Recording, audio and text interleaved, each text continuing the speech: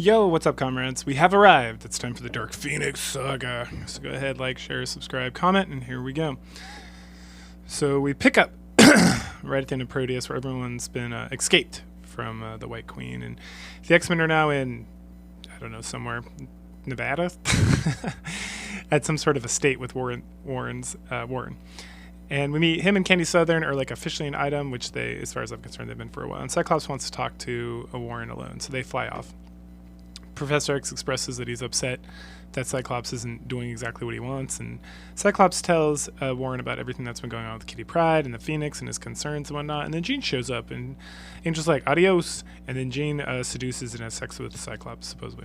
Meanwhile, a few weeks go by, and the X-Men are back in New York. Wolverine and Nightcrawler are crawling through the sewers, and Wolverine breaks up some of the insulation around some of the wiring to the Hellfire Club, so there might be like a surprise blackout, which would be great. Meanwhile, above ground, Cyclops, Jean, Colossus, and Aurora are all entering the Hellfire Club. Oh, I forgot to mention that Warren and Cindy are both members of the Hellfire Club because it's like a risque, and it's like it runs in the family, and they've had like memberships forever because they're both from like super rich families. When Cyclops and Jean enter, this cyborg bro Pierce is like, look, they have arrived, and then we get like introduced for like officially for the first time to the Hellfire Club, which is Shaw, the Black King. It's Leland, who can affect the mass of things, and then Jason Wynegard. While Jean and Cyclops are dancing around, Jason shows up and takes Jean and like puts her in like her hypnotic state, and then he leads her upstairs. Cyclops follows and then gets blasted by Phoenix, who's now wearing her Black Queen garb and has kind of become the Dark Phoenix. Colossus and Storm race up, and they run into Shaw, whose power is to transfer kinetic energy. So whenever he gets hit, he gets that much more powerful, and then he can like push it back out. So Colossus gets the shit beat out of him, and Aurora makes a break for it. Nightcrawler and Wolverine at this point have come up through the sewer, and Wolverine gets got up by Pierce like immediately.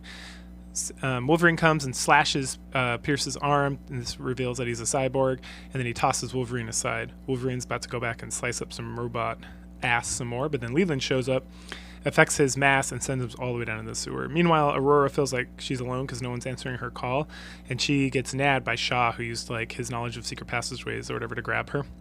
She kicks him in the face, which is a bad call because it just makes him stronger, and then he like knocks her out real tough. And then they drag all the X-Men and pile them up in a room with all the Hellfire Club, and they're like, oh, good. And then we find out that Shaw and Jason are vying for leadership somewhat, but we'll see where that takes us. They all hail the Black Queen, Jean Grey, and then we go to the sewer and we see Wolverine in like a very iconic pose, climbing out of the sewer and being like, I'm gonna fuck you guys up, just get ready for it. The B plot for this one is it's another just weird, bizarre thing. I don't know about these classic ones. Just reading them at this point because I've been doing it for so long. It's Dazzler. She's going up an elevator at like a parking garage with some guy who's being kind of a creep, and then he like handcuffs her to a thing, and she blasts him essentially, and is like, the fuck you doing? And he's like, oh, I'm sorry, I'm trying to make a movie, and I'm trying to figure out what fear looks like so I can produce it better. And she's like, you're an idiot. I hope you got your material. And he's like, yeah, I'm sorry. That's that. Next up, Uncanny X-Men number 133. We start with Wolverine being all sneakopotamus and beating the shit out of a bunch of these guys, the goons. At that point, we head back over to the Hellfire Club, the Inner Circle, where the X-Men are all collared up so they can't move around or anything. We get reintroduced to the Hellfire Club again because it's been a month and we probably forgot. Jason and Jean kiss, and we see that Jean sees these guys as like her slaves who have like, and servants who have like turned against her. Back in wait, do we go back to Arizona yet? Oh no, Cyclops starts thinking about like when he was having sex with Jean, they made like a mind meld or whatever, a psychic bond, and so he's trying to access that. Unfortunately for him, Jason's aware of that. But before that, we get to that, we head back to the Muir Island, where Sean is taking a morning jaunt in the Highlands or whatever, and Moira's been working all night, and she's like, there's some crazy shit with Phoenix. Like, there's, like, Jean put, like, a psychic inhibitor, but it was slowly becoming undone, and who knows what's going to happen if it comes all the way off. Then we switch back over to Arizona, where Warren is talking to Professor X, and Professor X is being kind of an asshole again about Cyclops. Meanwhile, back at the Hellfire Club, we see, like, a maid and a butler just jaw-jacking, and Wolverine pops out, and then someone pulls a gun on him. Then we go back upstairs to Cyclops' mind, essentially, and he's looking for Jean, and he finds her, but Jason's there too, and they start sword fighting, and Jason clearly has the upper hand as he is like a mental mutant, unlike Cyclops. Wolverine bits the shit out of some guys. We find out that the president-elect, the guy who's running for president, Kelly, is there, and Wolverine starts taking a beating from all these guys who are dressed up real funny.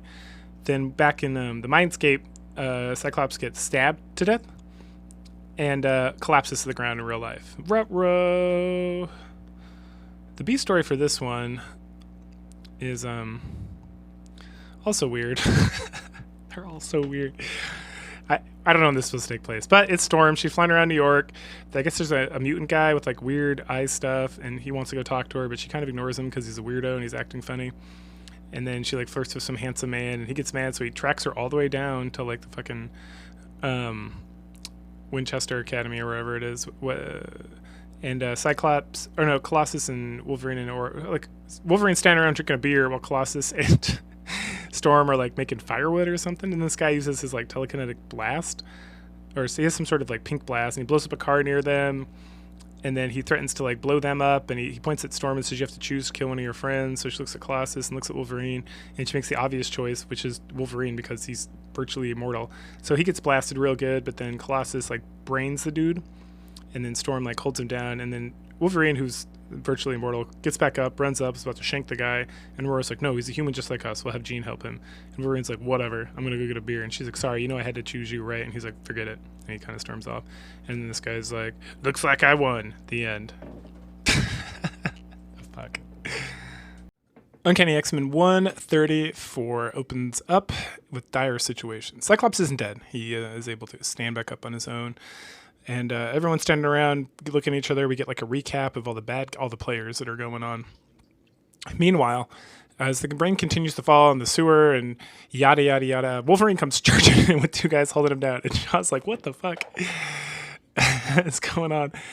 So then Jean, as the Black Queen, stops Wolverine, and he's like, the fuck? And then all of a sudden, Cyclops' little like psychic inhibitor, or the thing that's holding on his like mask, not letting him to use his abilities, disengages, and he realizes that it's Jean. Jean's broken free of Jason Monagard's mastermind's hold, so he's able to use his powers. So he go ahead and he blasts Pierce in the back of the head with the helmet, and then frees all the other X-Men, and then knocks Leland out into like the main floor. And the Wolverine's like, all right, revenge time. And so he goes to take care of that. Meanwhile, Shaw's like, what are you going to do, Cyclops? Your blast is just going to make me stronger. And Cyclops is, or I could just blast the floor, which he does. And then he falls. Pierce is like, oh no, Shaw, what are we going to do? And Colossus grabs Pierce, but he's not in his armor form for some reason. So Pierce, who's like a super strong cyborg, he like knocks him over and dives down the hole, to which Aurora follows. Mastermind, Jason Monagard, he's like, I'm going to make an illusion that I am part of this wall and hide. Wolverine's leaping at Leland, and poor Leland, he does the most defensive thing he can do, which is use his power to increase Wolverine's mass like he normally does. But unfortunately, Wolverine has his claws out, and he's diving right at him. So rest in peace, Leland, you're dead. Shaw is in the basement, and Nightcrawler catches up with him. But instead of like hitting him directly, he's just kind of like using his momentum to turn him around, to trip him up, and whatever. And then Storm's gathering an ice cloud to freeze up. Over at the Avengers Manor, Beast gets a warning that the NYPD is headed off to the Hellfire Club because there's a reported attack from the X-Men. And he's like, ruh-roh. So he deletes that, and then he takes off. Colossus, now in metal form, is fighting Pierce, and it looks like Pierce is somewhat overwhelming him, but then Colossus is able to shatter one of Pierce's arms, at which point Pierce stabs him in the face with it, shocking him and allowing him to get free. Down in the basement, Nightcrawler is continuing his fun games with Shaw, but then Shaw, who's a fighter, despite just being human strength, grabs Nightcrawler and is about to throw him when Storm starts casting frozen magic on him and freezing him up, which is draining his powers out of his body because his powers are all kinetic, which involve heat. He tosses Nightcrawler at Storm, and while they're distracted, he goes through a hidden passage where he meets Pierce, and Shaw's like, let's get the fuck out of here, bro. Mastermind's still working his magic. Cyclops is trying to get everybody out, and and Mastermind's making it look like Cyclops is attacking people. And this is when Wolverine's previous attempts to shut the power out kick into effect, and everything goes dark.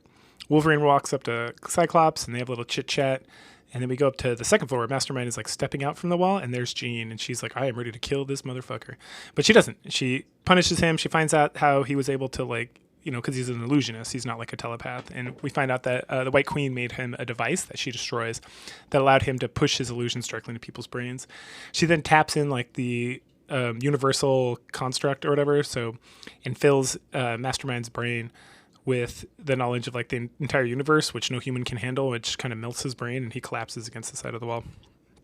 Jean heads out, runs into Cyclops, and they GTFO, along with all the other X-Men, out in the rain where they can get on the Blackbird. Shaw, meanwhile, is watching and is like, oh, I got a good plan for this. Let's make them public enemy number one. Cyclops and crew get in the Blackbird and take off. They see all the police show up, and then all of a sudden Jean starts complaining to herself about how it's too late, things are going to get bad real fast. And then they do, because she turns into dun dun dun Dark Phoenix and blows up the Blackbird. The side story here is pretty dumb. I feel like at this point, these classic exercise stories, I am like starting to like really tap out of because they're so bad. This is Nightcrawler. She's hanging out in Manhattan, and then we have like this story about this girl who's disabled but good at dancing, and she's hanging out with this crew of guys, and so she puts on like a really good performance with like her cane, and these guys like pickpocket people. Nightcrawler catches them, chases after the girl. She leads him to like this gang territory where he fights them off. She comes and helps the fight. Periodically throughout this, we get like her mom saying stuff to her. It's really dumb. It's really boring and unentertaining. Eventually, Nightcrawler is trying to convince her to like come with him. I think there's like some assumption of like mutant powers or something. I don't know. But then she decides to stay with her crew of kids and do whatever. But Nightcrawler feels like he made no difference. And we learn here that he had a brother, Stefan, who died and he wasn't able to do. And then his mother, Margalie, didn't want to see him anymore because Nightcrawler supposedly murdered his brother. And then we go back to the girl, and she's looking around, making sure no one can see, and she like calls her mom. So I guess that's nice or something. I don't care. It's so bad. Like that's an easy skip for that. Going back to the interesting stuff, the Dark Phoenix actually being around, we pick up the Blackbird explodes, and the X-Men do their thing when planes explode, which happens like 2 or 3 times at this point. Colossus just dives into the ground. Nightcrawler teleports, and Aurora grabs Wolverine and Cyclops and hits the ground. And then they get ready to fight the Phoenix, but she just, beats the shit out of him.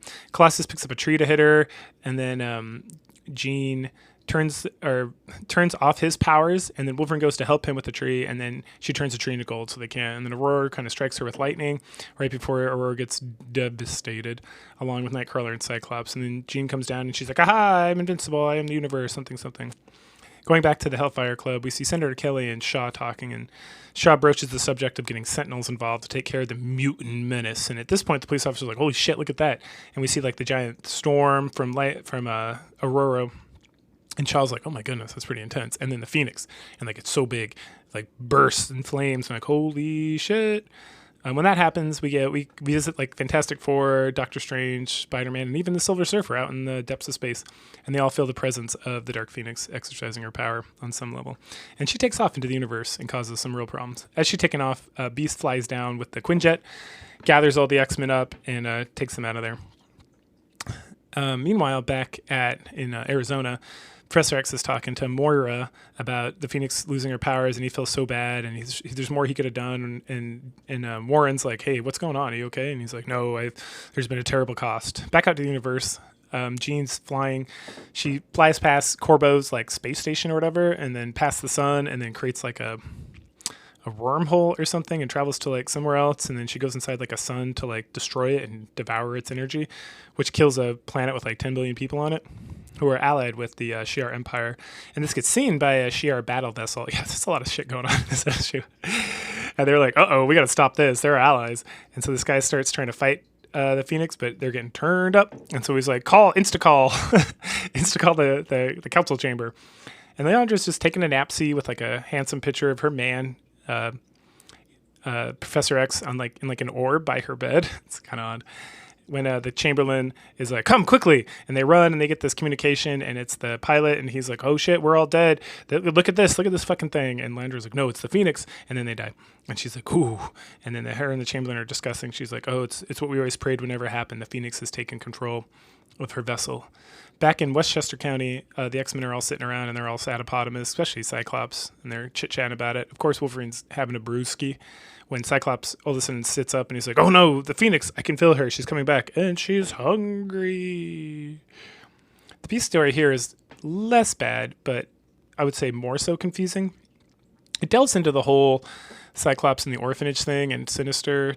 We haven't gotten to Mr. Sinister yet, but we're at the orphanage. This is kid getting beat up by other kids. It's like Scott's only friend, so he goes to like rescue him and he gets beat up too. And then the like professor of the school rescues him. Later on, we meet this Dr. Robin Hanover, I think. She's super nice and stuff, but she wears, according to the head of the school, like some slutty skirts. Because, I can see your knees. That's not how we do things around these parts. Anyway, this whole thing, it's like we see nightmares of like Scott losing his brother, even though we know he got adopted, so like whatever. And then, the friend and then the bully. And at some point, the bully is like wandering around and Sinister shows up and he's like, oh, I'm going to fuck you up. And then we get some like strange conversation from the head of the school talking to Robin about stuff. And then she's talking to Cyclops and talking about like a plane her parents owned or some bullshit. And then everyone's like, oh no, look out. And it's the bully standing on top of like one of the school buildings about to jump off. And Scott, because he's honorable, he like runs up to like take care of it. Nate's all pissed off about it. And he tries to save the guy, but the guy refuses because, Sinister made him kill himself or whatever. Yeah. And so then the boy dies and Cyclops blames himself and he's sad upon us about it. And then, eventually he goes down and his friend Nate is hanging out with him and he gives like a really disturbed look to the nurse. And she mentions it's the same look that he gave the bully right before the last time they saw each other before he killed himself. So dun, dun, dun. All right. The Dark Phoenix. Keep going. We're going to hit up 136 next. So 136, Uncanny X-Men. We pick up with Jean, and we're watching her destroy planets and suns again from the council chamber of the Shi'ar Empire. And we're getting a recap of what happened, and then Phoenix is obviously going back to Earth, and there's like all this crazy enough stuff going on. So Corbo calls Bill Clinton, or no, I think it's supposed to be Carter. Yeah, I think it's supposed to be Jimmy Carter. It's got like some sort of terrible Southern accent. So he contacts the Avengers, but Beast isn't there, and Jarvis makes like a note of that. Meanwhile, because Beast is with his friends at the X-Mansion, and they're preparing some sort of device to like limit Jean's powers so they can defeat the Phoenix. Meanwhile, the boys, who are Nightcrawler, Colossus, and Wolverine, are fucking around in the danger room trying to like kill some time and de-stress. Jean shows up at her parents' house, and the former Dark Phoenix, and her dad's like, "What's up, baby girl?" And they like hug it out, and then mom and the sister come by, and they're concerned. And Jean can sense their concern, but they're concerned for her, but also kind of scared.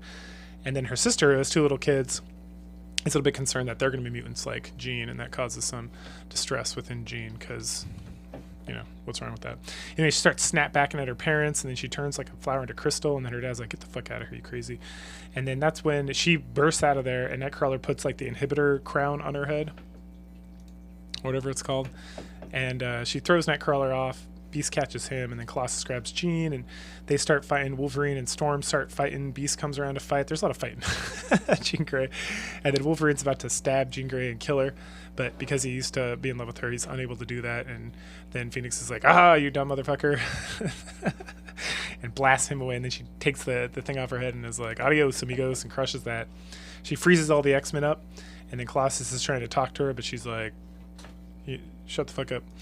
And then Cyclops shows up, and he's like, "Oh, I love you, blah, blah, blah, blah, blah, blah." In the background, we see a thing flying towards them, and Jean is trying to break free of Phoenix, and Phoenix is, trying to take over and all that good stuff. When all of a sudden she gets side blasted by Xavier, and then Cyclops is like, "How could you do it?"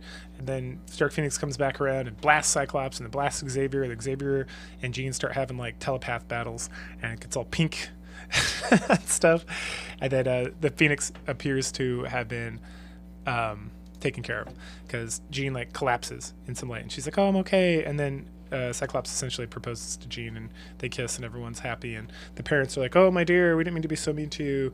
Everything's gonna be okay." And then they get boofed right out of there. Ruh-roh. We pick up. Oh, I'm done with the classic X-Men stuff. Those stories are so shit. Like, for the next 3 issues, I read through them, and I was like, this adds absolutely nothing, and it just pisses me off that it exists. It's more of that stupid Sinister stuff, which is cool when he actually shows up, but these stories are, like, so bad. They've gotten so bad. mean, some of them are bad, but these have gotten like real bad. So like I'm over it. So we're done. We're done with the side stories. So 137 picks up, and we get the Watcher, who's some asshole who's bald and he just like watches shit. That's his whole thing. He's kind of dumb. He comes up a lot with the what ifs. So the X-Men, which now include Warren and Beast, who are now with them, all get summoned aboard onto the Shi'ar like capital cruiser or whatever, where they get Lalandria is like, we must destroy the Phoenix. She destroyed a planet with billions of people, something, and Jean's like, yes, I don't remember that. And the X-Men are like, no, we will fight you. And then Xavier like initiates the rite of Aran Harlar or whatever. It's a duel of honor. And then Alondria's like, aha, good. And like in her head, she's like, I've taught my mate well, and he's doing this thing that I was hoping he would do so that the X-Men have a chance to fight for the woman they love. Some old bullshit like that. So she's like, well, I have to go converse with the other major empires in the galaxy, which are the Kree and the Skrull. And so both of them are like, yeah, that's fine, fucking whatever. Have an honorable battle with the X-Men. No biggie. And then everyone has like till the morning to like rest and recuperate. And so we get everybody doing different stuff. Jean's getting like some clothes. Nightcrawler and Angel are like fucking around, flying around stuff. Wolverine's just like showering naked. We get nice hairy shots of Wolverine being in the shower and just hanging out, and then meditating. Beast's taking a bath and then gets a massage by some hot green chick that he probably bangs, because Beast is like, he's kind of a horn dog. Then Colossus and Aurora do nothing. They just like wake up in the morning, and we get a little shot with like Cyclops looking at the planet Earth, and then Jean comes out with her old Marvel Girl outfit, and then they kiss, and it's like everything's gonna be okay, but it won't. And so they decide to have the battle on the moon. And so they go to the moon and they teleport everybody on the moon. And it's like, wow, time to make this happen. And then they immediately begin fighting, like the Imperial Guard and whatnot. So they split into two teams, and then the battle goes against them very quickly in every possible way. So we have Team A, I guess, which is Wolverine, Aurora, Colossus, Beast, and then Team B, which is everyone else. So Beast starts, they run into like this green dude, and they start fighting that, and then like another green dude pops off that green dude, and they're punching that guy and fighting that guy. And then Crusader, I think his name is, or it's Gladiator. Gladiator, who's like the strongest out of all of them. He knocks Storm and Wolverine into like a pit, and they run into Earthquake because he causes earthquakes. And Wolverine gets knocked into like this crystal building, and Storm tries to fight Earthquake, and he's doing okay, but then she gets whipped by some guy from behind, and then Earthquake sends like shit at her and knocks her out, so that's one down. Meanwhile, we go back to Jean, Cyclops, Angel, and Nightcrawler, who are fighting somewhere else, and Angel gets mesmerized and then thrown down a pit. Nightcrawler dashes after him to the pit. Then we hit up Wolverine. Wolverine's in the Crystal Palace. The Crystal Palace, he sees the Watcher, and he's like, the fuck? And then the Watcher, who's a total asshole, makes him go to like prehistoric Earth and then like volcano planet, and then poops him out. And when he poops out, Storm's like, hey buddy, you doing okay? And Wolverine's like, you're not Storm, and like throws him, and because it's a Skrull. And he's about to kill the Skrull, but then the Kree warrior protects him, and then Skrulls and Kree hate each other, by the way.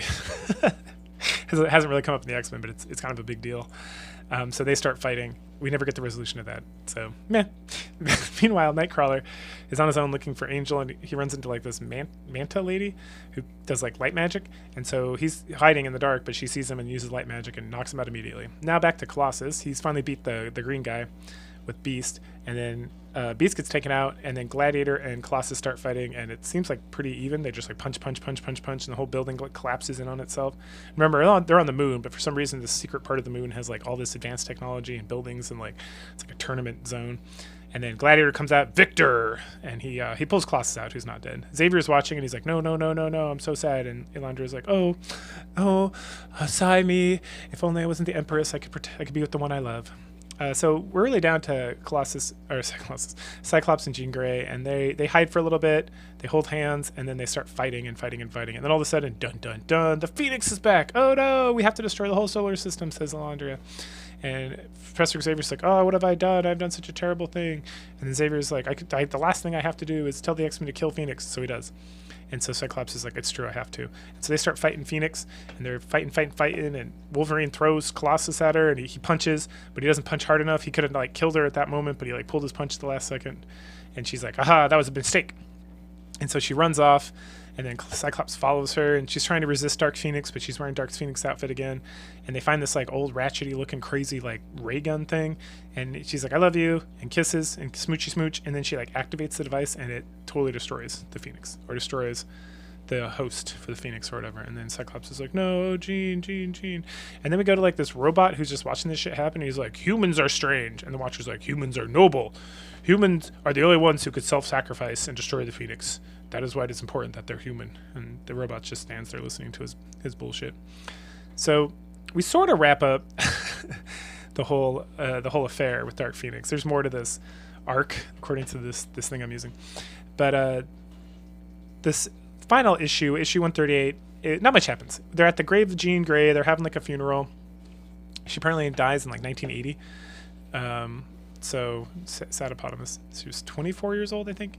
She was, what is this, 1956, so 460, yeah, 24. Okay, so then we just get Cyclops, and the whole issue is just like, you remember this? You remember when they fought Magneto? Remember? So I'm not going to go over the whole thing, but let's see. Yeah, he recalls Warren being in love with Jean. He was in love with Jean. They went to Savage Land, Stranger, first time they met the Juggernaut. It's pretty much everything from like the original issues. The Sentinels, then them falling in love, fighting Mole Man and all that other bullshit. It goes by pretty quick.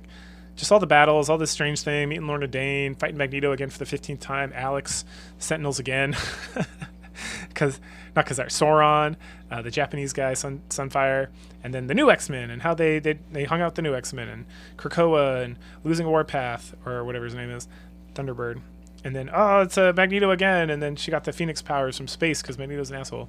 And then the MCon crystal, and they went in there, and they did that, and then, they thought Jean was going to be okay, but she really wasn't. And then we had Mesmero and Alpha Flight, and then Alpha Flight again, and then went back to the Savage Land in the arcade.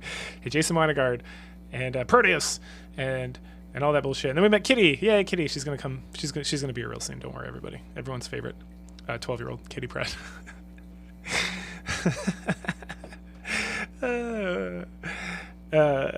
Okay, anyway. And then Dark Phoenix, and then, oh no, she died. Wait a second, that was in the last issue. Okay, we're caught up. And then Cyclops and Jean, or Miss Dr. Grey are like hugging it out because they both love Jean. And then Lilandria is like, "I'm so sorry for your loss. Here's this crazy orb." And it's the same kind of orb we saw in her bedroom with Professor X. And we find out that it's a homeopathic matrix crystal. It not only lets you see a three-dimensional image, but it helps you feel their essence as well. And then Dr. Grey is like, "The fuck? Thank you, I guess." And then Cyclops is like, "All right, Professor, I'm out. So good luck with the X-Men and stuff." And then, for the first time in the history of Professor X, he's very sweet. He's like, "Cyclops, you're not my son, but if you were, I would be proud of you." At the end. And then everyone's leaving the funeral, and Cyclops is standing alone, and he's like, "I'm finally on my own. Guess I'll figure this shit out." Meanwhile, back at the Salem Center, at the mansion, Kitty Pryde shows up with like a ridiculous 80s outfit / late 70s and her very prominent Jewish star. And she's like, "All right, I'm here. I'm ready to be an X-Men." But dun dun dun, no one's there. Poor Kitty Pryde. All right, time to wrap up this Dark Phoenix saga. And we end it since Phoenix is gone, Jean's gone. We just got a couple little stories to kind of tie it off with, and then we're going to have there's like 4 what-ifs. There's like an alternative ending that they had at some point, and then 3 what-ifs that we'll cover in the next video. But so in this one, it's the giant size or king size annual X-Men number 4. And it's called Nightcrawler's Inferno. So it stars Nightcrawler, obviously. It's his birthday. Everyone's super excited. Kitty's there, and she is now 13 and a half. So I guess a year and a half has passed. I mean, even if she was like almost 13 when they said she was 12, it's been a minute. So that's funny. Some other funny stuff about this spread is that he's 21 years old, apparently, according to this cake. That's Nightcrawler. And then Wolverine gave him a picture of Wolverine for his birthday. Anyway, at some point he pulls out this crystal of like statue of him, and it goes poof, and he passes out. And they're like, "Oh, he's dead. We don't know what to do. We can't figure it out." And Charles is like, "Oh, I'll be right back." So he summons Doctor Strange, who comes and announces that his soul has been stolen away from him. And then we get good old what's her name, Margali, Let me check my notes here. It is, I don't know. It's Nightcrawler's mom. So Nightcrawler was abandoned when he was a child, right? And then he was adopted by these magic gypsies. There's Steven, who we already know that he killed. There is the sister, and then there's Margali, who was like the mom who raised her. So the X-Men all get pulled into hell by this like Margali force, including Doctor Strange, except for Kitty and Charles, who get left behind. So then we begin Nightcrawler's Inferno, and it's loosely based on Dante's Inferno, at least the setup. There's stuff like I've read Dante's Inferno, Paradiso, and Purgatorio, and this stuff's like, it's like someone did a Wikipedia examination of it. They took a lot of liberties. Anyway, they meet Karen, who takes them across the River Styx, and then they meet Minos, the demon who controls the flow into hell. And he's kind of an asshole, and he's very swarmy and all this stuff. And they're talking about how Nightcrawler needs to be here because he killed somebody, and then a tentacle pops up and launches him into the pits of hell. Storm goes out to help him, and they end up in the second circle, which is for... What's the second? The one for... it's like Carnal Desires, I think. Anyway, they're tossed about by wind, and there's harpies that stab them and stuff. So the harpies show up, and they start fighting Storm and Nightcrawler, and eventually Storm launches Nightcrawler out of the storm, and she gets hit by a harpy spear and falls deeper into hell. Nightcrawler props up, Minos laughs at them, and then Wolverine threatens to kill the guy, and he lets him enter hell. So in the third level, they run into Cerebus, and Colossus beats the shit out of him, and then Doctor Strange starts being like, it's kind of weird. I don't notice any evil intent from Minos or these other people. It just seems like just kind of like a weird magic spell. And then I feel like we're having like a way too easy of a time getting through this place. They get past the noisome bog, and then they enter like the big wall of fire or whatever, and they get attacked by like the legions of warmongers and whatever, throwing spears at them. And eventually they get tired of fighting. Meanwhile, Colossus, this is Nightcrawler, Wolverine, and Doctor Strange are fighting on top of the wall. Meanwhile, Colossus finds the doors to enter the next level, and he rips it open. And all the demons are like, oh shit, run! And then they're like, why are they so scared? It's like, well, because no human could actually open these gates. It's got to be like Jesus Christ himself. So that they're scared of you. Anyway, so now they're in a place called Malabolg, which is the 8th level of hell. And this is for thieves. And Wolverine's like, thieves, Aurora! And then he like runs off.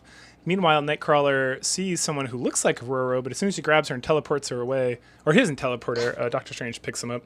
It's like some crazy demon version, and Colossus is holding her and is like, where's Aurora? Where's Aurora? And then Wolverine just casually walks up with a snake monster and is like, here she is. And then we had a whole explanation about how these snakes are just doing what they're meant. They're just doing their thing. They're like animals. And what they do is they bite someone and then they switch bodies, essentially. So they have the snake Aurora bite the demon Aurora, and then it switches places with the snake, and they toss the snake back in the pit. And Aurora's like, whoa, that was crazy. I'm okay, though. Continue on.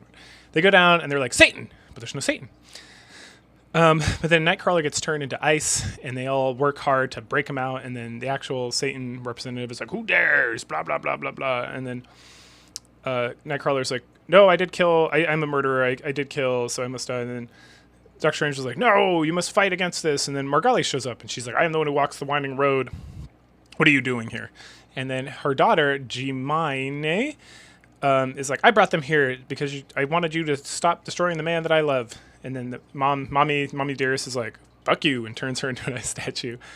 At that point, Doctor Strange starts fighting with her because they're both like magical beings. And Nightcrawler's like, you know what, I give up. And then Margali's like, all right, an eye for an eye, a life for a life. So she's about to take his life, and Colossus jumps in front of him and is like, he's innocent. There's no way he murdered anybody. He's a pure soul. And Doctor Strange is like, hey, I got this thing, the Eye of Agamemnon. It only tells the truth, so we can use this to see what really happened. So finally we get the story after all this time. So Nightcrawler and Stefan were... So Nightcrawler was abandoned. Margali and the gypsies, like, adopted him, and so he had his, like... He grew... This is, like, as a baby or a toddler or something, so... Stefan and Jimani were like his brother and sister, and then his mom was like, Margali was like his mom, and everything was good and stuff. But at some point they made a blood pact, and Stephen was like, if I ever turn evil and kill somebody not in self-defense, you have to promise to kill me. And so it happens. He kills a bunch of kids, apparently. And Nightcrawler goes to fight him, and in the scuffle, he's not trying to kill his brother. He's trying to subdue him and take him back to the mommy. But he ends up breaking his neck, and then he's so sad. And then he can't find Margali, and then right after that point...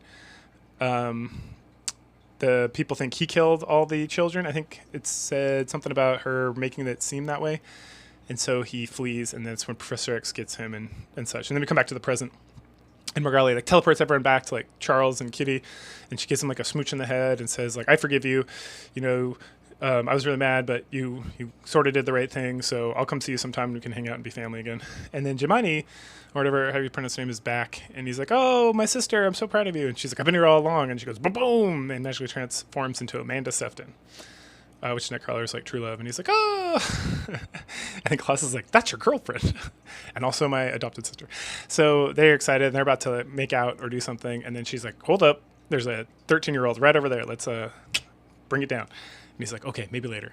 And they just like hinted at that they fuck all the time. So that's good. Good for him. And he's like, oh, it makes sense why you weren't scared of me at all. And then Wolverine notices that Kitty is like, feels like an outsider. And he's like, hey, Pumpkin, get over here. And like, you're an X-Men too. And she's like, I am. And then Kitty's like, oh, I love Peter. He's so handsome. The end. The last little story is from Marvel Treasury Edition 27, which is a comic that is like, it's got a whole bunch of random stuff. It's one of those Spider-Man comics that just has like extra people. Anyway, there's a little story about Angel, the Avenging Angel, like, and this takes place after his dad died. I think it takes place kind of after the Dark Phoenix is the idea. Anyway, he's like just flying around doing shit, and then he sees like this spaceship or something flying around, and it's going after this like construction site. So he goes to like fight it, and they go back and forth, and things hitting him, and then we find out it's Carl Schenken, who his air flight company got destroyed or bankrupted by Angel's dad, and so he wants revenge, and since the dad's dead, he can't get revenge, so he fights Angel, and Angel ends up destroying his ship and then hitting him across the face, and he's like, that one's for Dad. And there is where we end on that beautiful, handsome Warren Worthington, the handsomest of all the lads. That's where we end the Dark Phoenix saga. So go ahead. Oh, the Dark Phoenix saga was good. It's like, it set up a lot of stuff, and it's like the impetus. I actually don't think it's like that good of a story. It's good, right? But it's like people are like, oh, the Dark Phoenix and the Phoenix Saga, that's so good. I'm like, there's better arcs, even in like the original Uncanny X-Men, like more entertaining for me, right? But the important thing about the Phoenix and Dark Phoenix is it sets up so much shit, including, I mean, that's why I covered Amanda Sefton here, because that goes on for decades of time, and the whole Nightcrawler thing and his family, and just the relationship between different people, and like the Phoenix, is it really Jean? Is it something else? Was there a combination? It's like there's a lot of questions that are brought up that are very relevant for later, and a lot of stuff that's built up, and eventually leads to the leaving of Cyclops, which then we'll see if I remember correctly, but I'm pretty sure Storm becomes the next leader. Like Wolverine turns it down as he's the other natural leader, and this Storm is like so excellent. It introduces Kitty Pryde, who is like, when you think of the X-Men, Kitty Pryde is always on that list. Right, for anyone who's like familiar with these comics, like, oh yeah, she's the X-Men, right? Not if you're like some 100-year-old guy who just read the comics when you were a kid back in like the 60s. But for anyone more familiar with it, it's like, oh yeah, Kitty. Who are the X-Men? There's Wolverine, there's Kitty Pryde, there's that metal guy, there's Nightcrawler, Cyclops, of course, right? It's like, who do you think of? And Kitty's always going to be there. And then, you know, it just establishes the interspace stuff. There's so much stuff that gets built up in this era that, like, when we get to the next, we're gonna do the what ifs, right? And then we get to some other bullshit stuff, like the Days of Future Past, which is kind of interesting. But then there's a lot of time where there's just kind of like, I want to say there's like a year of like Uncanny X-Men where there's just kind of like stuff happening, but there's not like a solid arc. So when I get there, I'm gonna break it up in 2 or 3 issues or 4 issues at a time, because I don't want to be just talking about random stuff. I'm going to try to like figure out how to make it a little more cohesive. So there'll be more shorter videos, I'm sure. But this is really the first big thing. Like the Phoenix to Phoenix, Dark Phoenix saga is like the X-Men like establishes this like style with Chris Claremont, and really sets it apart from like other comics and makes it just like this pronounced thing where that is so good. Anyway, so I liked it. I'd recommend, of course, all X-Men up to this point are worth reading. Maybe not so much the side stories. And I'd almost say, like, if I had the option to go back and do it again, I would just not even like really cover the classic X-Men stuff, just do the Uncanny, because it really, like, on the best of days, it would be like some interesting stuff but it's like we're getting that information like way ahead of time. So I feel like it dulls the impact. Like, it's setting more stuff up, which I think is dumb. because the retcons that happen later on, and some of any retcons are just stuff that doesn't get brought up and then gets brought up later. But anyway, so yeah, good stuff. And do the what else next, and then there's a few more like mini arcs, and then we just get like a year's worth of like comics that are just kind of like random bullshit, random bullshit arc. Anyway, cool. I'll go ahead, like, share, subscribe, and I will catch you all later.